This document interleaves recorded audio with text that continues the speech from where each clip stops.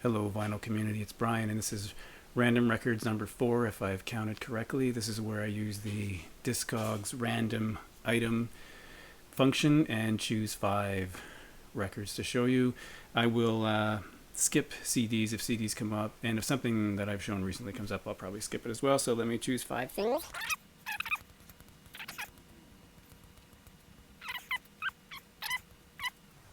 Okay, I'm going to pull them off the shelf because it takes me a while to do that, so I'll be right back. I pulled the records off the shelves. I hope it didn't take too long.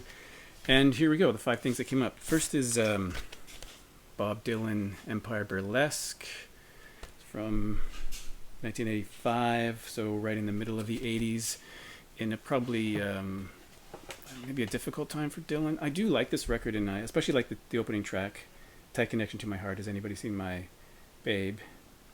Sorry, has anyone seen My Love? Clean Cut Kid, I think, is also a pretty good track. I think this is okay. I can't remember what the reviews were like because I really wasn't listening to Bob Dylan. I got this later. I was a later convert to Bob Dylan, so when this came out, it would have gone right past me because I was into the Smiths and Echo and the Bunnymen and things like that. So I didn't get it. I didn't hear it until much later, and I got it on CD first. But I think it's not bad. I think he struggled a bit in the 80s. There's that new double record, Springtime in New York, I think it's called, which might be interesting to listen to, which has music from this period. I think it's this period. So, not a fantastic Bob Dylan record, but actually pretty good, and I really do like it. But obviously not as much as some of the other things that he's done. All right, second one is... This is Passion, music for the Last Temptation of Christ by Peter Gabriel, and this is the soundtrack to the film of that name. This came out in 1989. This is the Canadian pressing on Geffen Records. Although I think in other places it was released on Real World Records, the Peter Gabriel's Real World record label. And then of course a few years later they released Passion Sources, which was a collection of music that inspired this release. I haven't seen this film. Maybe I should, but I think I recall hearing that there was some accusations of cultural appropriation because of the music that was used here, similar to Paul Simon's Graceland, which I think both are probably a little misguided because I think both musicians used international musicians to record the music. This has been re-released, I think, quite recently. 2 records,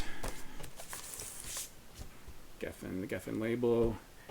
And I really love this record. It's moody, mysterious, kind of swampy in places maybe.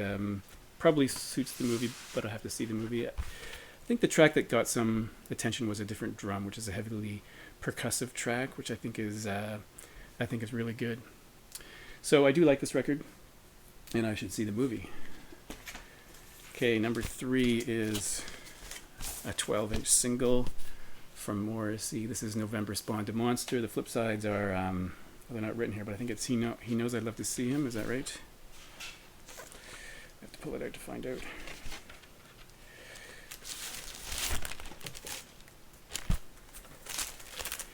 He Knows I'd Love to See Him and Girl Least Likely to. And I think November Spawned a Monster and He Knows I'd Love to See Him were collected on Bona Drag, if I am remembering that correctly.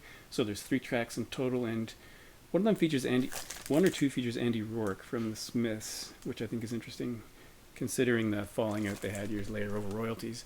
There is a Canadian connection here, and I mentioned it when I talked about Mary Margaret O'Hara in some video a while ago. I'm forgetting, they're all blending together, but the wailing kind of noise in the background that you hear is Mary Margaret O'Hara. I used to think this was like a weird sequel to This Night Has Opened My Eyes, but I guess it's not. I read something a while ago that said that this was really about a baby that was born disfigured or disabled. That's something I didn't get from the lyrics. I didn't know that at all, but it kind of makes sense. But I think this is a pretty good song. I think it's the first release after the Smiths broke up. Viva Hate was pretty good. The singles he put out after that period were pretty good, and then there was ups and downs along the way. But I think this is actually.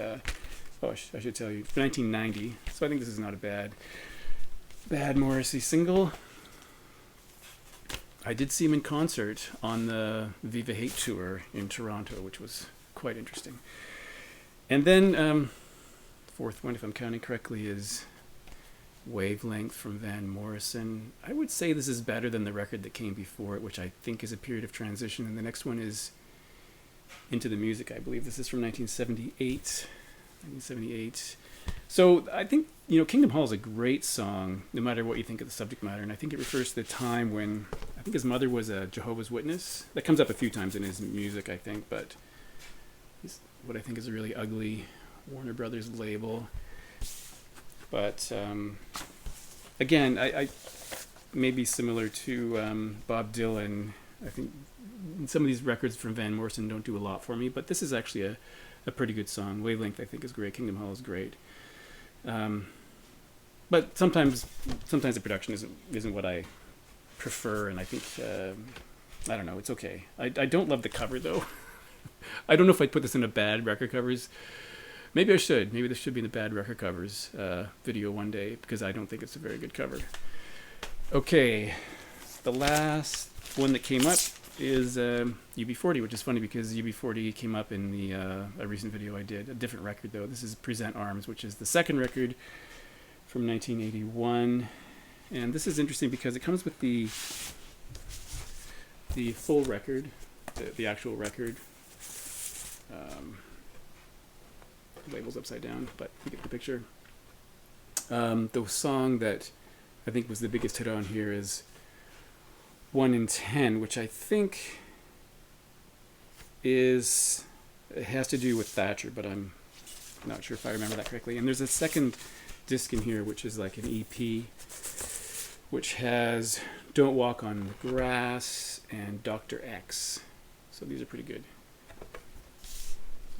So yeah, I think I have most UB40 items. I was a friend with a guy in high school who was all about UB40 and Level 42, which is why I have a lot of those records in my collection.